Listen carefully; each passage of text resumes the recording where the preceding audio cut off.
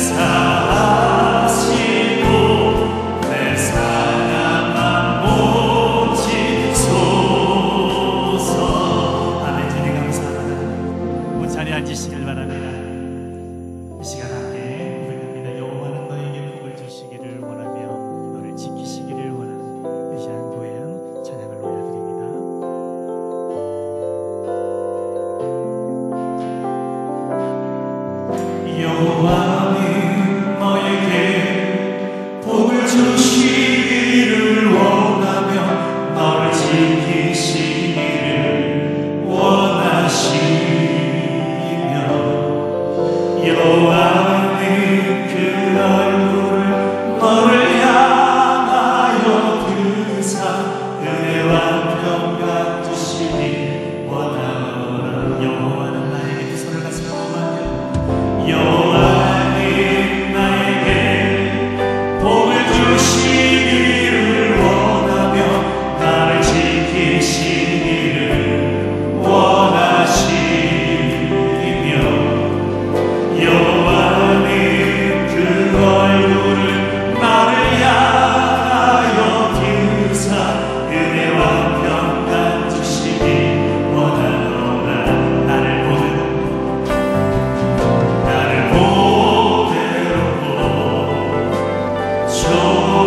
존귀하게 여기시는 하나님, 내 삶 속에서 쉬 약속을 신실하게 이루시니 나를 기름진 것으로 나를 신령한 것으로 나를 멈추시고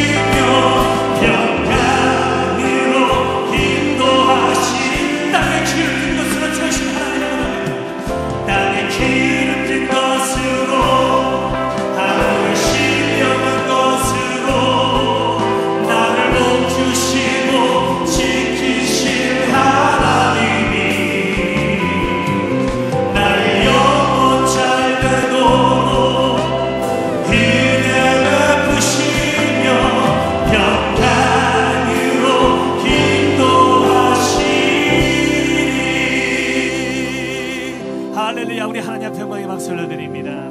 아멘. 하나님의 집으로 예배하기 위해 나오신 여러분 한 분 한 분을 우리 주님의 이름으로 축복합니다. 오늘 우리에게 주시는 하나님의 생명의 말씀은 신약 성경 고린도전서 4장 1절로 5절까지 말씀입니다. 우리 다 함께 앞을 보시고 큰 소리로 한 목소리로 봉독합니다. 사람이 마땅히 우리를 그리스도의 일꾼이요 하나님의 비밀을 맡은 자로 여길지어다. 그리고 맡은 자들에게 구할 것은 충성이니라. 너에게나 다른 사람에게나 판단받는 것이 내게는 매우 작은 일이라. 나도 나를 판단치 아니하노니 내가 자책할 아무것도 깨닫지 못하나 그러나 이를 인하여 의롭다함을 얻지 못하노라. 다만 나를 판단하실 이는 주시니라. 그러므로 때가 이르기 전 곧 주께서 오시기까지 아무것도 판단치 말라. 그가 어둠에 감추인 것들을 드러내고 마음의 뜻을 나타내시리니 그때에 각 사람에게 하나님께로부터 칭찬이 있으리라. 아멘. 오늘도 옆에 분을 바라보시고 인사 꼭 해야죠. 한 영혼 구원 위에 어떤 대가도 치르세요. 칭찬받고 사세요. 제발 그렇게 사세요. 또 칭찬하고 사세요. 지난 수요일인 것 같아요. 시찰회 때 시찰장 목사님이 설교를 시작하면서 이런 얘기를 했습니다. 자신이 섬기는 교회 옆에 빌라 2채가 있었는데 아마 거기다 다른 걸 지으려고 포크레인이 와서 건물을 허물고, 포크레인이 땅만 파는 줄 알았더니 집게발을 가지고 건물을 이렇게 다 뜯어내더래. 근데 하루에 한 채씩, 빌라 한 채씩 이틀 만에 2개를 다 찝어서 냈답니다. 9.11 사태 여러분 다 기억하시죠? 뉴욕 맨하탄의 쌍둥이 빌딩입니다. 저도 바로 그때 하필이면 제가 미국에 가 있을 텐데 당시에는 110층으로 가장 높은 빌딩이었어요. 이 빌딩을 짓는데 26년이 걸렸대요. 그런데 무너지는 데는 20분밖에 걸리지 않았습니다. 무슨 얘기냐 하면 한국 땅에 있는 모든 교회가 132년 전에 복음을 들고 이 땅에 와서 세워진 교회입니다. 한때는 강력한 부흥을 이뤘던 교회들이 지금 소리 없이 무너져 가고 있어요. 헌신했던 분들은 은퇴해서 노인이 되고 그 뒤를 메꿔야 할 이 젊은이들은 지금 교회를 나오지 않고 또 출산까지 낮아지다 보니까 다음을 이어가야 될 우리 다음 세대들이 교회 안에 현저히 줄어드는 이런 무너짐이죠. 지난 한 해에만 우리 교단 교인들만, 다른 교단은 말고 우리 교단의 교인들만 23,000명이 실종됐습니다. 23,000명. 그 모아놓으면 잠실 야구장의 절반밖에 안 되는 것 같이 생각하지만 여러분 100명 모이는 교회 230개가 사라졌다고 한번 생각해요. 서울에서 100명 모이는 교회 쉽지 않습니다. 그런데 그 100명이 모이는 교회 230개가 지난 한 해 동안에만 우리 교단 안에서 사라졌어요. 지금도 곳곳에서 교회에 불미스러운 일들이 터지고 있고 거기다가 이 세상에 이 어둠의 세력들은 끝없이 교회를 공격해대고 있습니다. 그런데 교회가 강력했던 부흥을 이뤘던 우리 한국교회가 왜 이 지경이 됐습니까? 이건 누가 뭐라고 해도 절대적으로 교회 지도자들의 책임이죠. 교회를 이끌어가고 있는 목회자들과 중직자들이 잘못해서 그런 거예요. 바울 사도는 성도들은 언제나 이 땅에 마지막 날이 있다는 것을 바라보면서 살아야 한다. 나의 마지막 날이 있다. 만약 그 날이 오늘이라면 난 어떤 삶을 오늘 살아야 할 것인가? 이것은 바로 다른 사람이 아닌 내가 결정하고 선택해야 되는데, 우리 모두가 특별히 기억해야 할 것은 무엇입니까? 내 생의 마지막 날, 나를 판단하실 분이 계신다. 이것입니다. 내가 아무리 이 땅에 사는 내 곁에 있는 사람들 앞에는 판단받을 일이 없이 경건하고 진실하게 살았다 해도 그것 가지고는 구원받을 수 없다는 것, 여러분 잘 아시죠? 바울 사도도 그렇게 해서 이렇게 말씀했어요. 고린도전서 4장 3, 4절을 앞을 보고 함께 읽겠습니다. 너에게나 다른 사람에게나 판단받는 것이 내게는 매우 작은 일이라. 나도 나를 판단치 아니하노니 내가 자책할 아무것도 깨닫지 못하나 그러나 이를 인하여 의롭다 함을 얻지 못하리라. 다만 나를 판단하실 이는 주시니라 그랬어요. 여러분, 남이 나를 판단하는 거 크게 귀 기울이지 마시기 바랍니다. 남들은요, 겉으로 드러난 것만, 때로는 엉뚱한 소문만 가지고 나를 판단할 수 있어요. 바울 사도도 엄청난 공격을 받았어요. 그 진실한 일꾼이. 근데 뭐라고 얘기합니까? 남이 나를 판단한 거 그거 큰 일이 아니고 나는 아주 작은 일이라고 생각한다. 그리고 나 자신도 나를 판단치 않는다. 왜? 나는 지금까지 예수 믿고 정말 결혼도 안 하고 가정도 가지지 않고 오직 주의 일에만 헌신하며 살았지만, 그리고 내가 나를 돌이켜볼 때 날마다 하나님의 눈을 의식하고 경건하게 살아서 나도 특별하게 큰 흠을 나에게서 잡을 수 없지만, 그러나 그것 가지고 하나님의 구원에는 이르지 못하기 때문에 나도 나를 판단하지 않는다. 그 참 중요한 얘기입니다. 아무리 내가 의를 행해도 거듭나지 않은, 예수님을 만나지 않는 사람들의 의는, 이거는 죄인의 의지, 죄인의 선행이지 의인의 의가 아니기 때문에, 그렇기 때문에 아무리 해도 인간의 의로운 행위나 선을 행하는 행위만 가지고는 절대로 구원에 이룰 수가 없습니다. 왜냐하면 아무리 의를 행해도 근본이 죄인이라는 것이 바뀌지 않는 한은 죄인이 행하는 의일 뿐이에요. 죄인은 구원받을 수 없습니다. 아직 죄인이라는 딱지가 붙어 있는데 그 딱지를 떼지 않고 아무리 선행을 한다고 해서 죄인이 의인이 되겠느냐? 근본은 아직도 죄인이에요. 그래서 오직 우리 주님 십자가 대속의 죽음만이 우리를 구원으로 이끄시는 유일한 길인 것을 이 아침에 우리가 다시 한번 하나님의 성전에서 분명히 고백해야 합니다. 그리고 바울 사도는 주님이 다시 오실 그때에는 각 사람에게 하나님께로부터 칭찬이 있을 것이다 라고 했어요. 고린도전서 4장 5절 말씀을 다시 한번 읽겠습니다. 그러므로 때가 이르기 전 곧 주께서 오시기까지 아무것도 판단치 말라.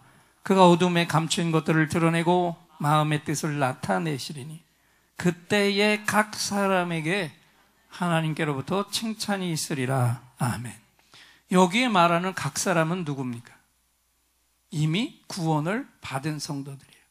예수님을 나의 구주로 주인으로 영접해서 구원을 받은 성도들입니다. 그러니까 주님 다시 오시는 그날에는 이미 구원을 받고 헌신하며 산 사람들에게 그날에는 다시 오신 주님이 주시는 최고의 상급, 최고의 칭찬이 있다는 것입니다.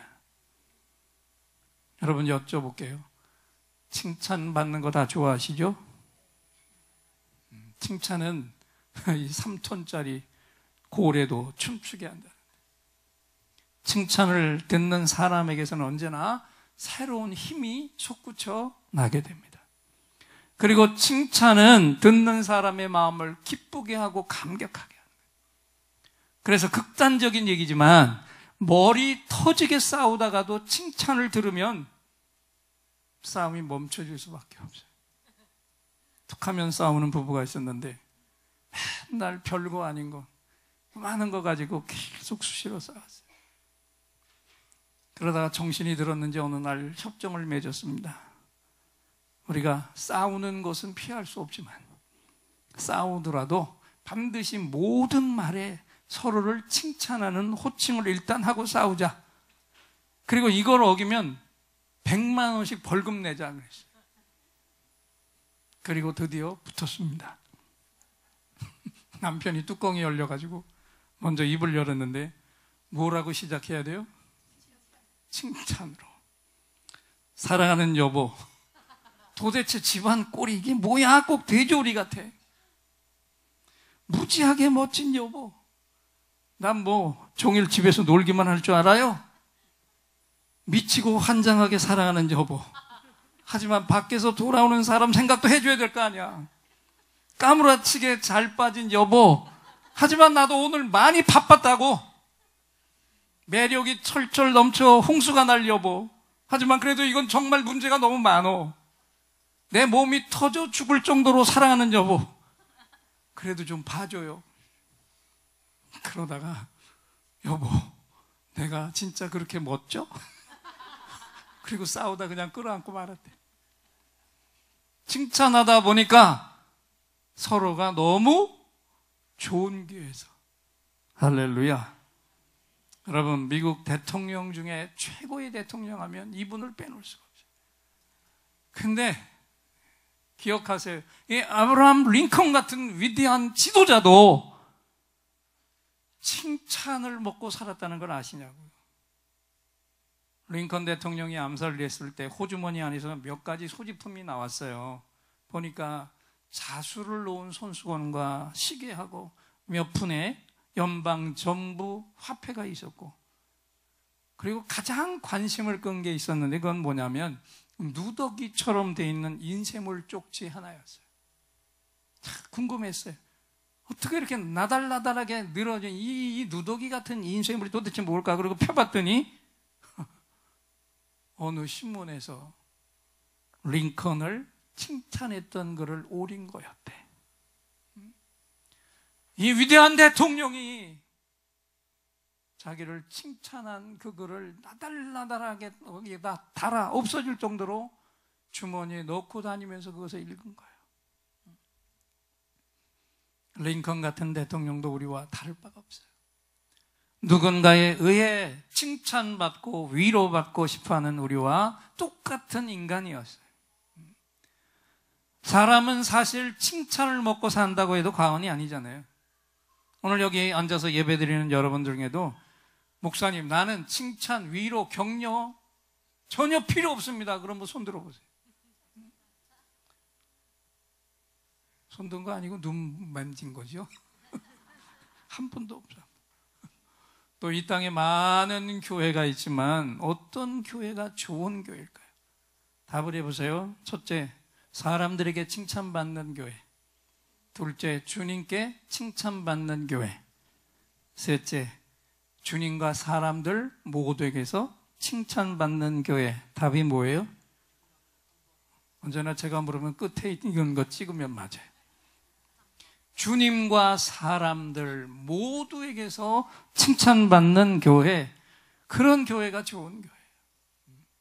우리 예인교회가 이런 교회로 세워지기를 소망합니다. 그리고 우리도 주님과 사람들 모두에게서 칭찬받는 자가 되어야 합니다. 그러면 제일 중요한 질문이죠. 어떤 사람이 그러면 주님과 사람들 모두에게 칭찬받을 수 있을까요? 여기에 대한 답은 아니에요. 뭐예요? 내가 주님의 일꾼이라는 사실을 알고 그 일꾼의 삶을 제대로 사는 사람이 칭찬받을 일꾼인데, 한마디로 말하면 내 정체성을 분명히 하고 사는 사람입니다. 그래서 오늘 내가 누구인가를 바울 사도가 성령님을 통해서 우리에게 말씀하고 있는데, 앞을 보시고 고린도전서 4장 1절 말씀을 큰 소리로 읽겠습니다. 사람이 마땅히 우리를 그리스도의 일꾼이요 하나님의 비밀을 맡은 자로 여길지어다. 아멘. 여기 우리의 신분을 두 가지로 얘기할 수 있는데, 하나는 뭐라고 그랬어요? 그리스도의 일꾼. 근데 이 일꾼이라는 단어는 제가 수요일 저녁에도 말씀드렸지만 헬라어로는 휘페레테스입니다. 한번 따라하세요. 휘페레테스. 이 휘페레테스가 뭐냐면 로마 시대 전투함, 배에 노예들이 밑에서 배를 졌는데, 노를 졌는데 그 1층이 있고 그 아래층이 있고 맨 밑바닥층이 있습니다. 3계층에서 노를 졌는데 아래로 내려갈수록 바닷물의 압력 때문에 힘을 더 많이 써야 되는데, 이 휘페레테스가 뭐냐면 전투함에서 노를 젓는 층에서도 가장 밑바닥에서 제일 힘든 노를 젓는 노예가 휘페레테스였어요. 함장이 북을 치는 신호에 따라서 빨리 치면 빨리 져야 되고 느리게 치면 느리게 져야 되는, 오직 그 박자에 맞춰서 노만 죽으라고 젓는 노예가 휘페레테스인데, 바울 사도는 우리가 바로 그리스도의 휘페레테스다라고 얘기했어요. 함장이 되시는 주님의 신호에 따라서 무조건 그분이 하라고 하는 대로만 순종하고 일사불란하게 그 지시대로만 움직이다가 때가 되면 그 자리에서 죽는 그 일꾼이 충성의 일꾼이라는 거예요. 이 고린도전서 4장이 시작되기 전에 고린도서 3장을 보면 고린도 교회 안에 심각한 문제가 있었던 걸 보게 됩니다. 4개의 당파가 있었어요. 아볼로파, 게바파, 또 여기 바울파, 그리스도파까지 가장 성령 충만해서 수만 마디 방언을 터뜨리고 성령으로 충만했다고 하는 긍지를 가진 교회가 실제로는 그 안에 이렇게 파벌로 나누어져 있었다는 것입니다. 왜? 다 내가 받은 은혜만 옳다고 주장했기 때문에 그래요. 바울 사도는 이런 고린도 교회 성도들을 향해서 아볼로도 베드로도 바울이 나 자신도 모두 다 동일한 그리스도의 일꾼일 뿐이다 라고 얘기했어요. 교회는 전에도 말씀드렸습니다. 하나님이 이 땅의 모든 것을 말씀으로 창조하셨지만 말씀으로 창조하지 않은 것이 있는데, 교회는 말씀으로 창조하지 않았어요. 예수님이 십자가에서 죽으시고 그 흘리신 핏값을 지불하고 사서 세운 교회가 우리 주님의 교회인 줄 믿습니다. 그래서 예수님이 머리가 되시고 우리는 거기에 딸려있는 손과 발, 내장, 이런 기관의 지체들입니다. 오직 핏값을 주신 그분만이 교회의 주인이세요. 그 안에 파벌이 나눠지는 것이 아니라 모두 다 그리스도를 위해서 일하는 밑바탕에서 노를 젓는 일꾼일 뿐이라는 거예요. 그렇기 때문에 그리스도의 일꾼은, 한번 따라합시다. 그리스도의 일꾼은 내 일이 아니라 주님의 일을 해야 한다. 그래서 고린도서 4장 1절 말씀을 다시 한번 우리가 읽겠습니다. 사람이 마땅히 우리를 그리스도의 일꾼이요 하나님의 비밀을 맡은 자로 여길지어다. 우리가 무슨 일을 하든지 내 일이 아니라 어떤 일을 하든지 거기서 이것이 주님의 일이다. 여기서 영광이 주님 앞에 돌려지고 이 일을 통해서 영혼이 구원되는 일이다 되면 그것이 주님의 일이 되는 것이고, 오늘 말씀하신 이 고린도서 4장 1절에 우리의 신분이 또 하나 나왔죠. 뭐라고 얘기하고 있습니까? 그리스도의 일꾼이며 동시에 뭐라고요? 하나님의 비밀을 맡은 자라고 그랬어요. 물론 이 비밀은 복음을 얘기하지만 맡은 자라고 하는 것이 우리의 신분인데, 이거는 원어로 다시 한번 따라 하시기 바랍니다. 오이코노모스. 오이코노모스. 아까는 휘페레테스라고 하는 단어가 있고 오이코노모스인데, 이건 뭐냐면 오이코스가 집입니다. 집을 관리하는 자인데 큰 집을 관리하는 청지기를 말했어요. 여기에서부터 오늘 교회에 집사라고 하는 말이 나왔습니다. 그러니까 주님의 일꾼은 하나님의 집 일을 하는 사람이에요. 그리고 교회에서 섬기는 모든 일은 내 일이 아니라 하나님의 집 일입니다. 이 하나님의 집 일을 하는 일꾼이 가져야 할 자세가 두 가지가 있는데, 그 중에 제일 중요한 것은 뭐냐 하면, 한번 따라 합시다. 충성. 하나님의 집 일꾼이 가져야 할 첫 번째 자세는 충성이에요. 고린도전서 4장 2절입니다. 읽겠습니다. 그리고 맡은 자들에게 구할 것은 충성이니라. 직분을 맡은 자들은 오직 충성하는 거예요. 충성이라는 말은 믿을 만한, 신뢰할 만한 이런 뜻입니다. 그러니까 그리스도의 일꾼은 하나님이 믿을 만한 사람, 할렐루야. 하나님이 신뢰할 만한 사람이 돼야 돼요. 그런데 오늘 이 땅에서도 누구를 믿을 만한 사람이라고 합니까?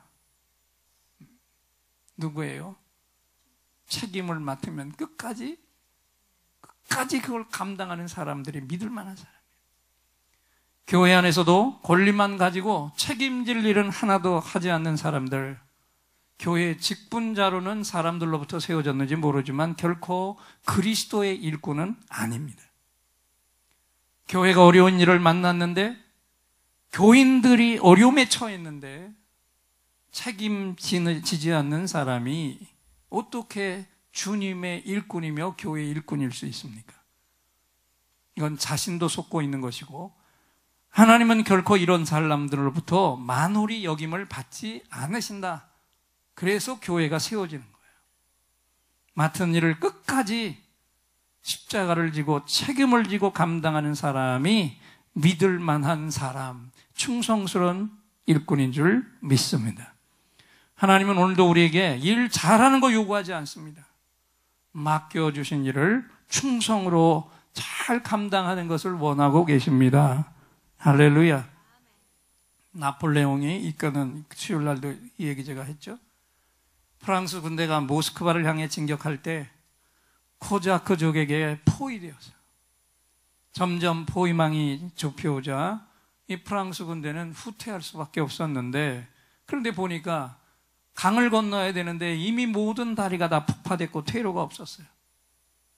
찬 겨울에 눈보라는 몰아치고 강물은 얼어붙기 시작하는데 할 수 없이 나폴레옹이 물길이 얕은 쪽을 골라서 그 속에 병사들 일부를 물속으로 들어가게 하고 그들의 몸을 굽히게 해서 그 등 위에 가교를 놓아가지고 병사들을 건너게 했는데 무사히 다 건너갔어요. 마지막 병사까지 가교를 건너가자 이제 그 물속에서 그 몸으로 등으로 가교를 붙들고 있던 병사들을 향해서 너희들도 이제는 물에서 나와 철수하라 명령했어요. 그런데 한 사람도 움직이지 않았습니다. 나폴레옹이 명령했는데 한 사람도 움직이지 않았어요. 가교를 등에 얹은 채 찬물 속에서 그대로 얼어 죽고 만 거예요. 얼음이 되고 만 거예요. 여러분, 이게 충성이에요. 오늘 한국교회가 이 지경이 되고 만 것은 교회 안에 막중한 주님의 책임을 맡았는데 권리만 주장하고 충성은 거부하는 사람들 때문에 교회가 이 지경이 됐어요. 한 가지 얘기만 더 합니다. 어느 몹시 추운 겨울날 새벽에 새벽 기도를 인도하고 기도하고 돌아가던 목사님이 골목 한쪽에서 이상한 소리가 들려서 소리 나는 쪽으로 가봤더니 공중 화장실 안에서 나는 소리였어요. 누가 이 새벽에 이 어두컴컴한 화장실 안에서 작은 도끼를 들고 화장실 바닥을 딱딱 치고 있는 거예요. 당신 거기서 뭐 하시오? 물었더니 고개도 돌리지 않고 계속 바닥을 때리면서 화장실 청소하고 있는 중입니다. 그런데 왜 도끼로 화장실 바닥을 때립니까? 대변이 바닥에 얼어붙었으니 다른 사람이 불편하지 않겠소. 그래서 깨고 있는 겁니다. 목사님이 너무 감동돼서 그 사람 바지 뒷주머니에 동전 몇 개를 넣어줬는데, 이 사람은 청소를 마치고 나서 교회를 찾아와 그 동전 몇 푼을 헌금으로 바쳤습니다. 여러분, 이분이 누군지 아세요? 바로 이분입니다. 도산 안창호 선생이었어요. 이 땅에서 정치한다고 하는 사람들 툭하면 안창호 선생의 정신을 이어받아 지금까지 일해왔고 앞으로도 그렇게 일할 것이라고 말하는데, 정말 저들이 이 안창호 선생의 이 충성을 알고는 있는지 정말 답답할 뿐이죠. 여러분, 하나님을 향한 충성은 언제나 작은 일에서 시작됩니다. 할렐루야. 작은 일에 충성한 자는 마지막 날에도 주님 앞에서 위대한 칭찬, 위대한 상급을 받을 수 있습니다. 그가 충성된 종이니까. 마태복음 25장 21절 앞을 보고 읽겠습니다. 그 주인이 이르되 잘하였도다 착하고 충성된 종아, 내가 작은 일에 충성하였음에 내가 많은 것으로 내게 맡기리니 내 주인의 즐거움에 참여할지어다. 아멘. 다른 성경 구절을 읽지 않았지만 주님은 이렇게도 말씀했습니다. 남의 것에도 충성하라 그랬고요, 불의한 재물에도 심지어 충성하라 그랬습니다. 그렇다면 우리 주님의 일에는 우리가 얼마나 더 충성을 해야 되겠습니까? 다니엘은 기도하는 일에 목숨을 건 사람입니다. 사자굴에 들어가는 대가를 치르면서도 그는 기도를 중단하지 않았어요. 그랬더니 하나님이 그 굶주린 사자들 틈에서도 생명을 지켜주셨습니다. 지난 금요일에 우리 유태종 장로님 외아들이 인도네시아 단기 선교사로 1월 말까지 4개월 동안 사역을 하기 위해 떠났어요. 근데 직장에 사표를 내고 갔습니다. 젊은 청년이 유망한 직종에 직장을 다 사표 내고 갔어요. 해마다 1월이 되면 선교단체마다 단기 선교할 일꾼들이 많이 떠납니다. 지금도. 그런데 그 중에는 큰 기업에서 비중인을 맡은 사람들, 한시도 자리를 비워서는 안 되는 그런 중요한 일을 맡은 일꾼이 그 선교의 대열에 참여하는데 그 수가 적지 않습니다. 어떻게 이런 일이 가능할까요? 주님을 위해 내 소중한 것을 드리는 희생, 충성을 하겠다고 다짐했기 때문입니다. 할렐루야. 여러분, 내가 아무리 바빠도 목숨을 걸면 시간이 나옵니다. 아멘이십니까? 내가 아무리 바빠도 예배에 목숨 걸겠다 하면 예배 드릴 시간이 나오는 거예요. 충성이라는 것은 가장 가치 있는 일에 내 목숨을 거는 것입니다. 그 다음에 그리스도의 일꾼이 가져야 할 두 번째 자세는 아무것도 판단하지 말라고 하는 것인데, 이거는 다음에 제가 기회가 될 때 다시 말씀드리겠습니다. 중요한 것은 이것입니다. 여러분, 사람들은 나타난 행동을 보지만 하나님은 행동이 아니라 그 속에 가지고 있는 우리 마음의 의도, 마음의 동기를 보고 계십니다. 고상하고 거룩한 일을 하면서도 이기적인 마음으로 하는 사람들이 있고요, 작고 사소한 일을 하면서도 거룩한 마음으로, 겸손한 마음으로 하는 사람들이 있습니다. 하나님은 바로 그 속에 있는 우리 속 마음을 다 알고 계세요. 그리고 일의 결과보다도 어떤 마음을 가지고 그 일을 하고 있는지, 이걸 더 중요하게 평가하십니다. 다시 한번 고린도전서 4장 5절 말씀을 우리가 큰 소리로 읽겠습니다. 그러므로 때가 이르기 전 곧 주께서 오시기까지 아무것도 판단치 말라. 그가 어둠에 감춘 것들을 드러내고 마음의 뜻을 나타내시리니 그때 각 사람에게 하나님께로부터 칭찬이 있으리라. 아멘. 주님은 분명히 다시 오십니다. 그리고 주님이 다시 오시는 그날 충성된 종들에게는 새하늘 새 땅의 문이 열려지면서 하늘의 상급 하나님의 칭찬이 부어질 것입니다. 여러분, 일하면서 사람에게 잘 보이려고 하지 마십시오. 하나님께, 우리 주님께 인정받아야 합니다. 진정한 평가는 하나님이 하시고 하나님 앞에서 이루어 주시고 하나님이 판단해 주세요. 예배를 드리는 오늘 아침에 주님 앞에서 다시 한번 나 자신의 정체성에 대해서 주님이 나를 향해 말씀하시는 그 음성을 똑똑히 들으시기 바랍니다. 너는 그리스도의 일꾼이며 하나님의 비밀을 맡은 자다. 그리고 내가 할 일은 오직 충성뿐이다. 할렐루야. 오늘 이 아침에 하나님이 이 말씀을 우리를 향해 선포해 주셨습니다. 은혜의 말씀을 주신 하나님께 오늘도 예인들의 감사합니다. 할렐루야 박수로 하나님 앞에 영광을 올려드립니다. 감사합니다. 할렐루야. 이제 이어서 우리 오늘 말씀을 기억하면서 이 찬송을 부르고 잠깐이라도 함께 기도하고 하나님 앞에 나아가겠습니다. 주보혈 날 정결케 하고 주보혈 날 자유케 하니 주 앞에 나 예배하는 이 시간 나의 모든 것을 주께 드리네. 주의 손 날 위에 찢기셨고 주의 발 날 위에 박히셨으니 이제는 내가 사는 것이 아니요 오직 주를 위해 사는 것이라. 그리고 고백했어요. 날 위해 십자가에 못 박혀 피 흘리고 계신 주의 손에 내 손을 이 시간 포갭니다. 또 날 위해 못 박히신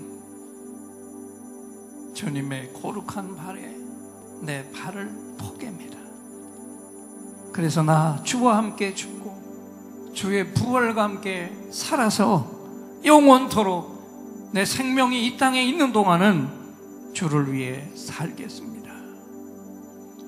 오늘 말씀을 기억하면서 충성을 기억하면서 날 위해 십자가에 죽으신 예수님의 그 보혈이 묻은 손, 발 우리 그분에게 포개며 이 찬송으로 뜨겁게 하나님을 향해 찬양하며 나아가십시다.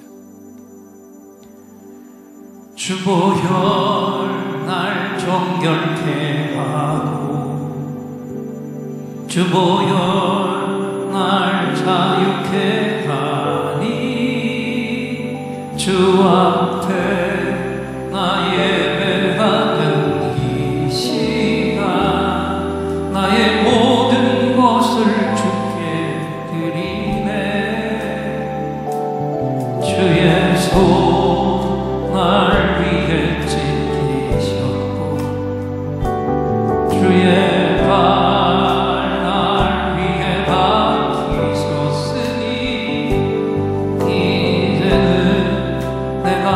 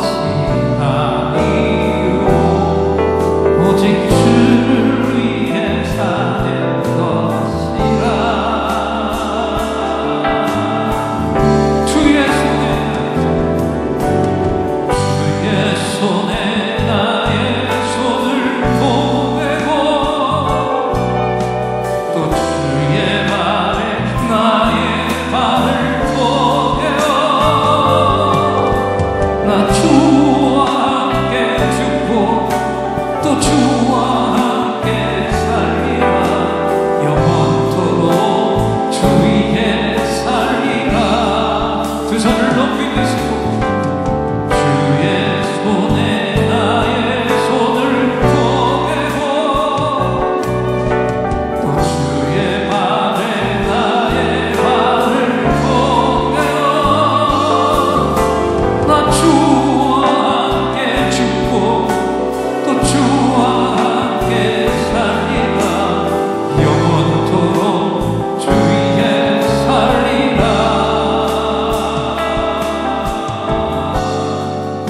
주 위에 살리라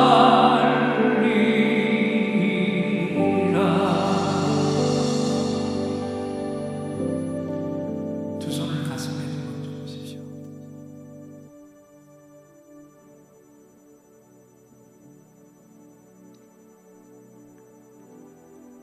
예수님은 하나님이셨습니다. 오직 원죄로 죽을 인간들을 위해서는 죄 없는 분이 대신 죽어야만 살기 때문에 인간의 몸을 빌렸지만 죄 없는 분으로 오셔야 되기에 성령으로 잉태되어 이 땅에 오신 하나님이었어요.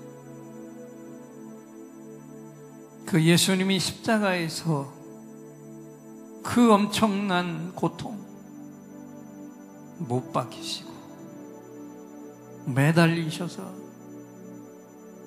숨을 쉴 때마다 온몸이 오르락내리락 할 때마다 손과 발에 온몸에 체중이 걸려서 견딜 수 없는 찢겨지는 고통을 당했습니다. 옆구리에 창에 찔려서 피와 몸속에 있는 물이 다 흘러내렸습니다. 머리에 있는 독 있는 가시를 찔러서 선혈이 낭자한 채 십자가에서 죽으셨습니다. 충성이 무언가를 보여주신 겁니다. 주님의 제자들, 교회 일꾼들은 주님의 뒤를 따라가는 자들입니다. 오늘 내가 져야 할 책임이 무엇인가를 우리 중직자들은 다시 한번 기억하십니다. 이 땅의 교회들이 바로 세워지되 예인의 교회는 묵묵히 충성하는 종들로 주님을 향해서 주님이 인도하시는 대로 나아가는 충성의 일꾼이 되어야 할 줄 믿습니다. 하나님의 집을 관리하는 청지기들이 오직 충성으로 영광을 돌리겠습니다. 이 시간에 짧은 시간이지만 우리 입을 열어서 우리의 고백을 다시 한번 내가 져야 될 책임들이 무엇인가, 이 교회와 한국교회를 위해서 무엇을 해야 할 것인가, 이 시간에 1분 동안만 우리가 입술을 열어서 통성으로 기도합니다. 할렐루야. 하나님 감사합니다. 하나님의 은혜로 이 시간에 주의 음성을 들었습니다. 우리는 영광을 얻기로 합니다. 십자가를 지는 것은 원치 않았습니다. 이 시간에 십자가 주에만 영광이 있는 것을 깨닫게 주시고 아버지 앞에 충성이 무엇인가를 다시 한번 다짐하는 우리와 교회의 일꾼들이 되게 하시옵소서. 영혼을 구원하고 어려운 짐들을 짊어지고 내가 해야 될 그 이상의 분량을 온전히 임하는 일꾼들이 되게 하시옵소서. 아버지, 말씀 받은 그대로 우리에게 하나님 나라 그리스도의 일꾼이 되게 하신 것 감사드리고, 그 복음의 비밀을 맡은 자로서 오늘도 우리가 충성하기를 원합니다. 충성할 힘을 부어 주옵시고, 우리가 정말 십자가를 지는 그 고난, 이 모든 짐을 진 후에야 영광의 상급이 있다는 것, 이 한 주간도 기억하면서 영혼 구원하는 일에, 주를 위해 헌신하는 일에 충성하는 예인들이 되게 하옵소서. 예수님의 이름으로 기도합니다. 손을 가슴에 얹으시고, 몸에 질병이 있는 분은 그 질병이 있는 부분에 손을 얹어주세요. 제가 여러분의 응답과 치유를 위해 하나님을 향해 온 힘을 다해 간절한 찬양을 올려드리고, 하나님이 주시는 확신을 찬양으로 선포할 때 바로 이 시간에 최고의 치유, 최고의 응답이 선물로 부어질 것입니다. 믿음의 손을 얹으시기 바랍니다.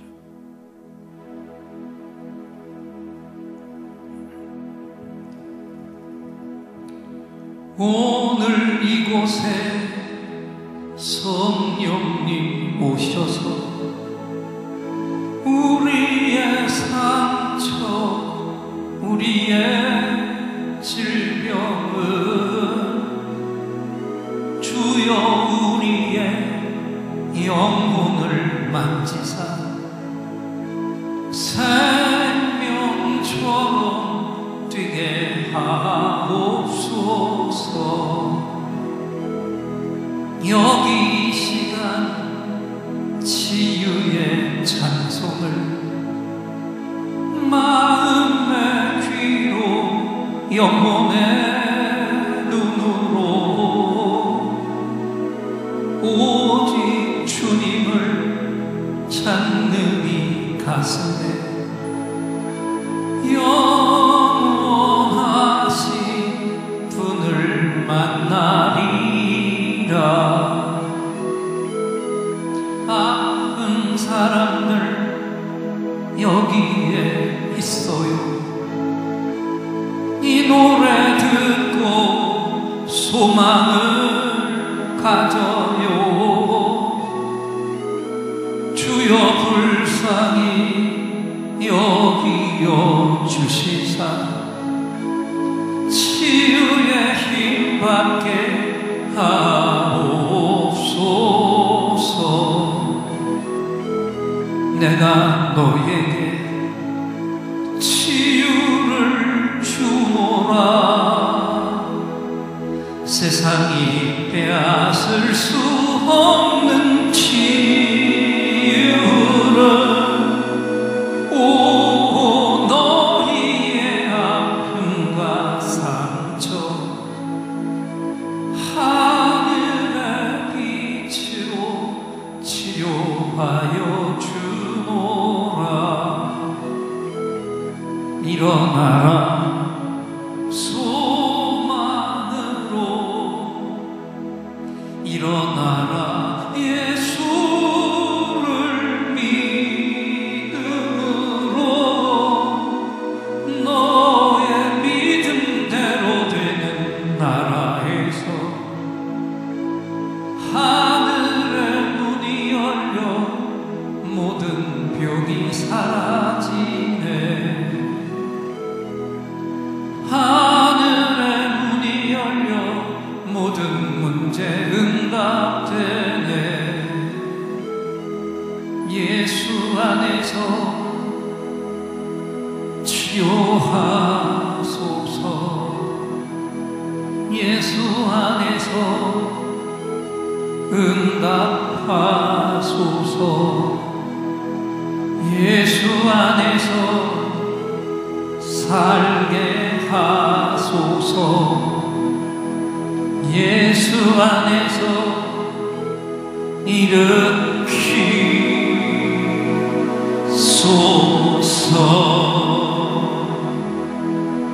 예수